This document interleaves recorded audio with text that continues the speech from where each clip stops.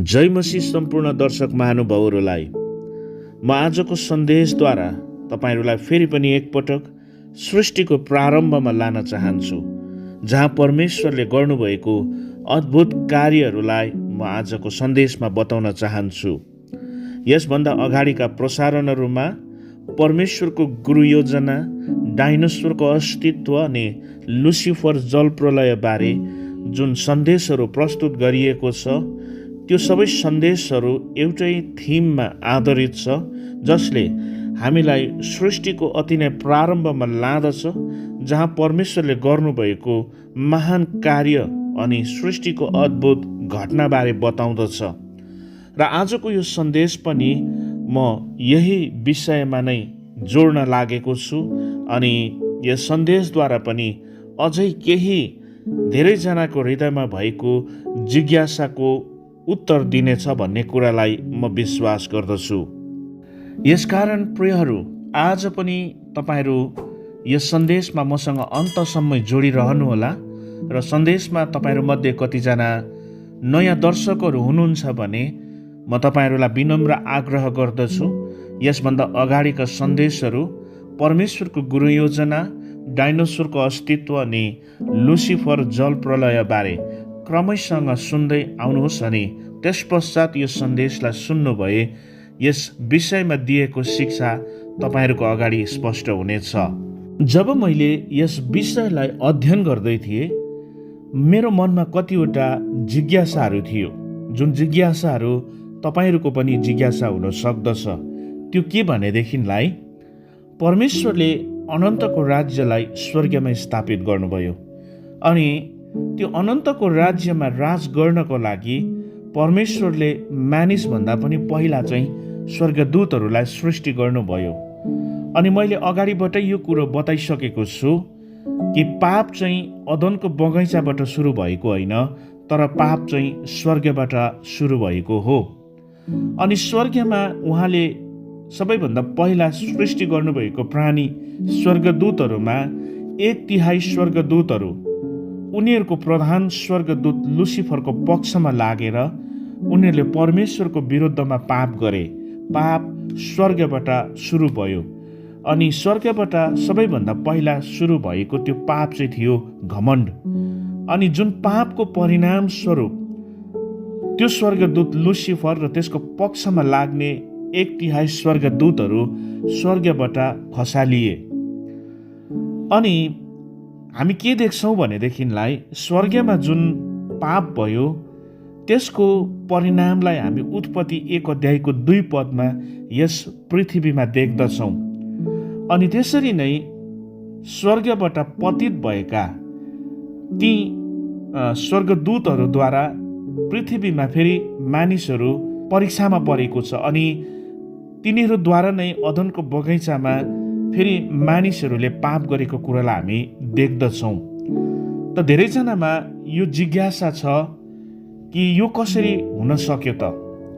अनि यस विषयमा जुन स्पष्टीकरण म तपाईँहरूलाई दिन लागेको छु, त्यसले मेरो यो जिज्ञासाको उत्तर मैले पाएँ भनेदेखिलाई, यदि तपाईँहरूमा पनि त्यो जिज्ञासा थियो भनेदेखिलाई आज त्यसको उत्तर तपाईँहरूले यस सन्देशबाट पाउन सक्नुहुनेछ। यदि हामीले यस जिज्ञासाको उत्तर पाउनु र यस विषयमा स्पष्ट हुनु हो भने हामीले फेरि पनि एकपटक सबैभन्दा पहिला वचनमा लेखिएको उत्पत्ति 1 अध्यायको 1 पदलाई बुझ्न जरुरी छ, जहाँ वचनले यो भन्दछ कि आदिमा परमेश्वरले आकाश अनि पृथ्वी सृष्टि गर्नुभयो। अनि हाम्रो अनुवादमा यहाँ आकाश भनेर लेखिएको छ, तर अङ्ग्रेजी बाइबललाई हेर्दाखेरि किङ जेम्स भर्जनले in the beginning God created the heaven and the earth भनेर बताएको छ। वास्तवमा यो अनुवादहरूभित्र हामी मूल भाषाले बताएको कुरालाई स्पष्टसँग पाउँदैनौँ। मूल भाषा अर्थात् हिब्रू भाषाभित्र कतिवटा शब्दहरूलाई जो बहुवचनमा राखिएको छ अनि यस्ता बहुवचनमा राखिएको शब्दहरूले चाहिँ हामीले बुझेको भन्दा अधिक कुराहरू बताउँदछ जो हाम्रो अनुवादभित्र भेटाउँदैनौँ। जस्तै परमेश्वर या सृष्टिकर्ता अनि यहाँ स्वर्ग भन्ने कुरालाई हामी दुईवटा शब्दहरू चलाएको पाउँदछौँ। एउटा एलोहिम अनि अर्को सेमेयुम भन्ने शब्द। अनि यो शब्द हिब्रूमा चाहिँ बहुवचनमा छ। यसै कारण उत्पत्ति 1 अध्यायको 1 पदमा स्वर्ग भन्दै गर्दाखेरि या हाम्रो अनुवादमा आकाश भन्दै गर्दाखेरि परमेश्वरले एउटा स्वर्ग मात्रै सृष्टि गर्नुभएको थिएन। अनि एलोहिम भन्ने शब्द, जुन शब्दलाई हामी हिब्रू 2 अध्यायमा पनि पाउँदछौँ। अगाडिको प्रसारणमा मैले यो वचनलाई तपाईँहरूको अगाडि उद्धृत गरेको थिएँ, जहाँ हिब्रू 2 अध्यायको 7 पदले बताउँदछ कि तपाईँले त्यसलाई स्वर्गदूतहरूभन्दा केही कम तुल्याउनु भयो। अनि यहाँ जुन स्वर्गदूत भन्ने शब्द, स्वर्गदूतहरू लेखिएको छ, मूल भाषामा यहाँ एलोहिम भन्ने शब्द चलाइएको छ। यसकारण यस भनाइभित्र लेखिएको वचनको वास्तविक अर्थ चाहिँ परमेश्वरले मानिसलाई बनाउनु हुँदा स्वर्गदूतहरूभन्दा केही कम होइन, तर एलोहिम अर्थात् परमेश्वरभन्दा केही कम बनाउनु भयो भन्ने कुरा बुझिन्दछ। यसकारण उत्पत्ति 1 अध्यायमा जुन परमेश्वर भन्ने नाउँ लेखिएको छ त्यसलाई मूल भाषामा एलोहिम लेखिएको छ। अनि यदि हामीले ध्यानसँग पढ्यौँ भनेदेखिलाई उत्पत्ति 1 अध्यायमा लेखिएको परमेश्वरको नाउँ चाहिँ उत्पत्ति 2 अध्यायमा आइपुग्दाखेरि त्यो नाउँको अगाडि अर्को पनि एउटा नाउँ जोडिएको छ। हाम्रो अनुवादमा परमेश्वर नाउँको अगाडि जोडिएको त्यो नाउँ छ परमप्रभु। अर्थात् उत्पत्ति 1 अध्यायमा भएको परमेश्वर उत्पत्ति 2 अध्यायदेखि परमप्रभु परमेश्वर हुनुभएको छ। उत्पत्ति 1 अध्यायमा एलोहिम हुनुहुन्थ्यो भने उत्पत्ति 2 अध्यायदेखि एलोहिमको अगाडि जोडिएको त्यो नाउँ छ एल, अर्थात् एल एलोहिम, अर्थात् परमप्रभु परमेश्वर।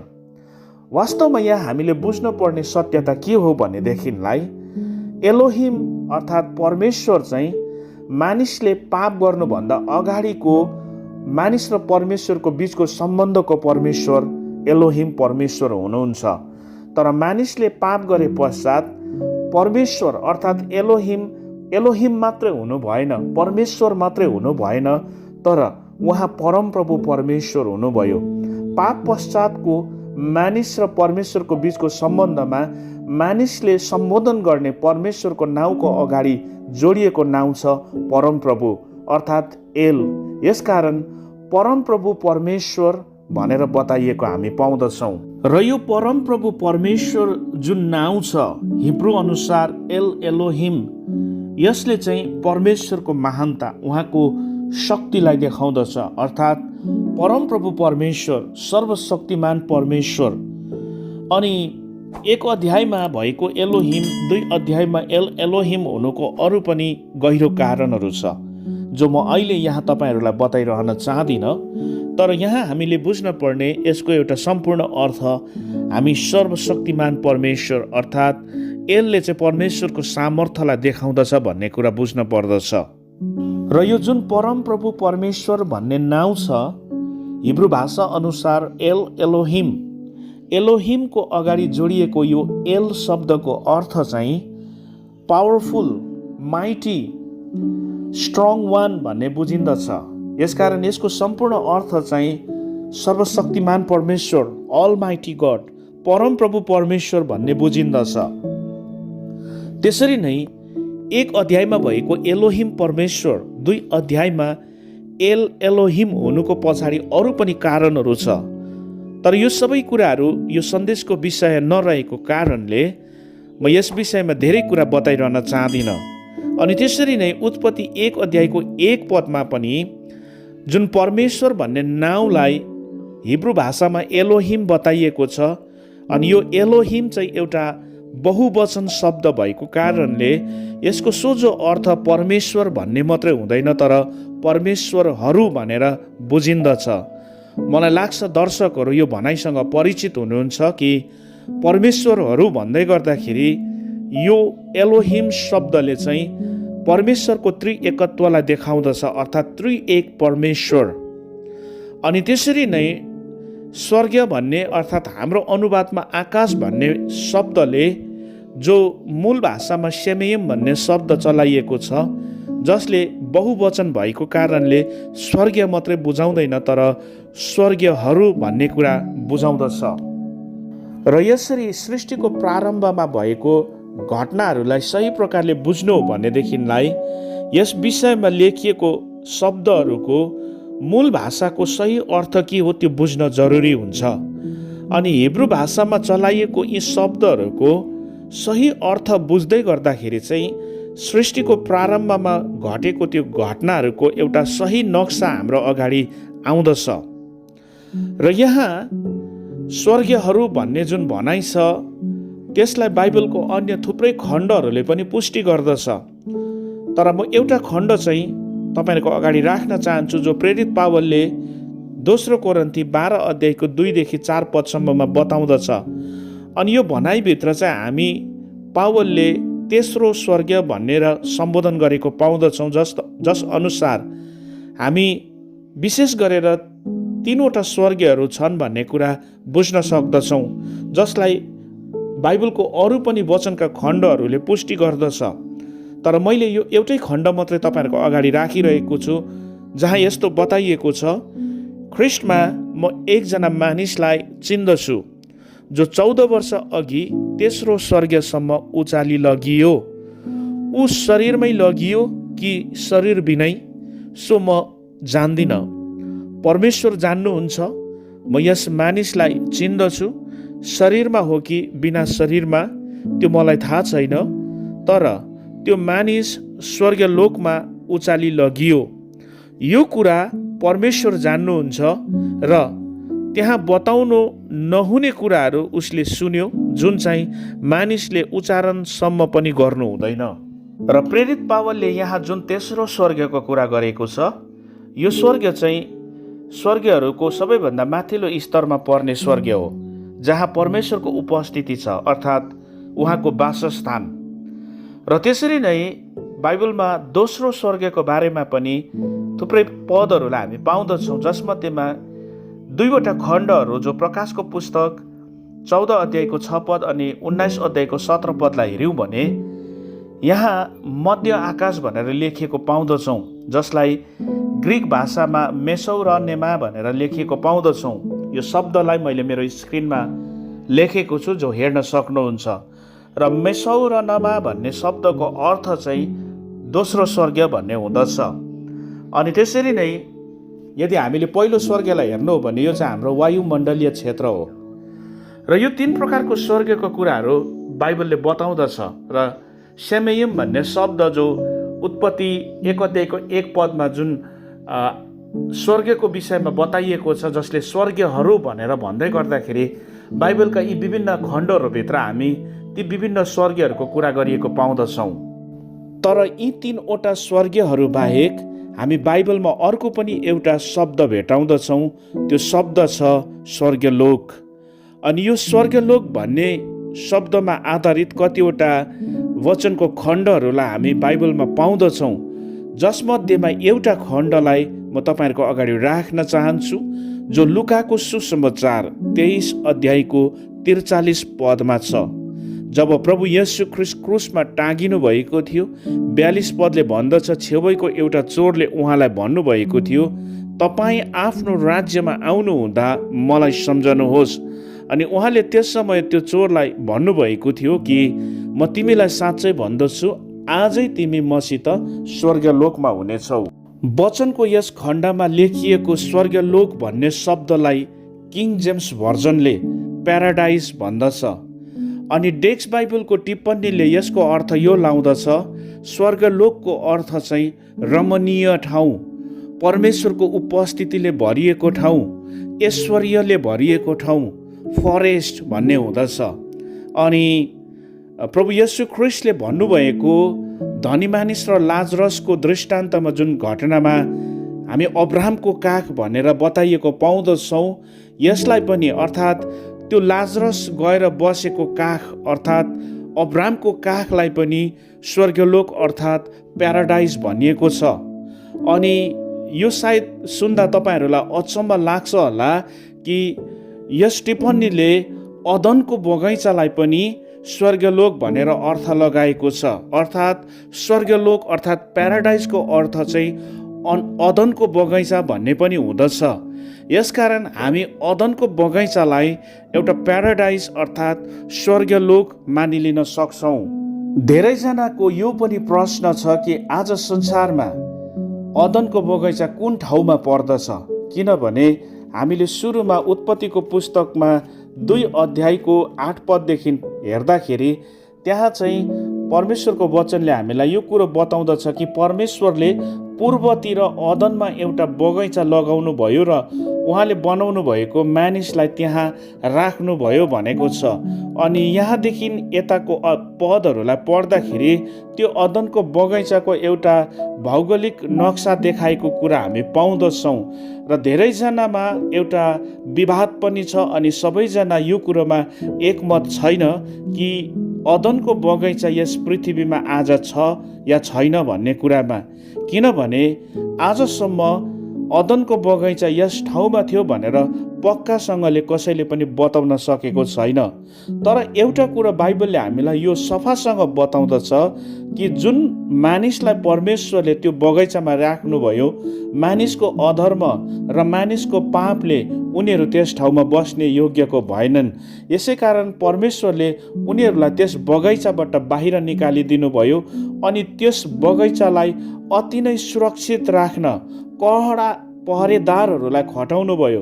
वचनले उत्पत्ति 3:24 यो कुरो बताउँदछ, उहाँले मानिसलाई धपाइदिनु भयो र जीवनको रुखतर्फको बाटो पहरा गर्नलाई उहाँले अदनको बगैँचाको पूर्वपट्टि करूबहरू र चारैतिर घुमिरहने जलमय तरवारहरू राखिदिनु भयो। यो कुरो स्पष्ट छ कि परमेश्वरले अदनको बगैँचालाई कडा सुरक्षामा राख्नुको कारण एउटै थियो कि त्यस बगैँचाभित्र उहाँले जीवनको रुखलाई राख्नु भएको थियो। अनि यदि हामीले 22 पदलाई पढ्दाखेरि यहाँ यो कुरो स्पष्ट थाहा हुँदछ कि परमेश्वरले यो कुरो भन्नुभयो, मानिसले चाहिँ असल र खराबको त्यो ज्ञान जान्ने फल खाएको कारणले अब मानिस चाहिँ हामी जस्तै असल र खराबको ज्ञान जान्ने भएको छ। अब त्यसले जीवनको रुखको फल पनि टिपेर खाला र सधैँभरि जीवित रहला भनेर चाहिँ परमेश्वरले त्यस बगैँचाबाट चाहिँ उनीहरूलाई बाहिर निकालिदिनु भएको छ। अनि मैले यसभन्दा अगाडिको प्रसारणमा यो कुरो बताइसकेको छु, जहाँ तेस्रो अदनको बगैँचाको कुरा गर्दा जब हामी प्रकाशित वाक्यको अन्तिम अध्यायहरूमा आउँदछौँ, त्यहाँ फेरि त्यही जीवनको रुखको हामी विषयमा लेखेको पाउँदाखेरि यो कुरो थाहा हुँदछ कि परमेश्वरले फेरि अन्तिम आदम अर्थात् स्वर्गको आदम येशू ख्रिस्टको माध्यमबाट मानिसहरूलाई त्यही अदनको बगैँचामा लानुभएको कुरा स्पष्ट हुँदछ। अनि म व्यक्तिगत रूपमा के पनि विश्वास गर्दछु भनेदेखिलाई आज संसारमा किन अदनको बगैँचा फेला पारिएन या किन यो ओझेलमा पर्न गयो भनेदेखिलाई त्यसको पहिलो कारण त मैले बताइहालेँ। वचनले नै यो स्पष्ट बताउँदछ कि त्यहाँ जीवनको रुखको फल छ अनि परमेश्वरले नै उनीहरूलाई अदनको बगैँचाबाट बाहिर निकालिदिनु भयो भन्ने। दोस्रो चाहिँ यो छ कि मानिसले पाप गर्नुभन्दा अगाडि मानिस पवित्रतामा थियो, महिमामा थियो अनि आत्माको आयाममा जिउँदथे। यसै कारण अदनको बगैँचामा उनीहरूले परमेश्वरलाई सुन्न सक्दथे, देख्न सक्दथे। तर मानिसको अनाज्ञाकारिताले, मानिसको पापले चाहिँ मानिस र परमेश्वरको बीचको सम्बन्ध मात्रै तोडिएन, तर मानिस र स्वर्गको बीचको सम्बन्ध अनि मानिस र स्वर्गलोकको बीचको सम्बन्ध पनि तोडिएर गएको छ। अनि अदनको बगैँचामा मानिसले परमेश्वरको विरुद्धमा पाप गर्नुभन्दा अगाडि चाहिँ स्वर्ग, पृथ्वी अनि यो स्वर्गलोकको सम्बन्ध चाहिँ एकअर्कासँग जोडिएको थियो, जो वास्तवमा मानिसको पाप र अनाज्ञाकारिताद्वारा नै एकअर्काबाट तोडिएर गएको छ। अब प्रश्न यो आउँदछ कि परमेश्वरले त्यो प्रधान स्वर्गदूत लुसिफर र त्यसको पक्षमा लाग्ने 1/3 स्वर्गदूतहरूलाई स्वर्गबाट निकालिदिनु हुँदा उनीहरू कुन चाहिँ स्थानमा खसालिए त?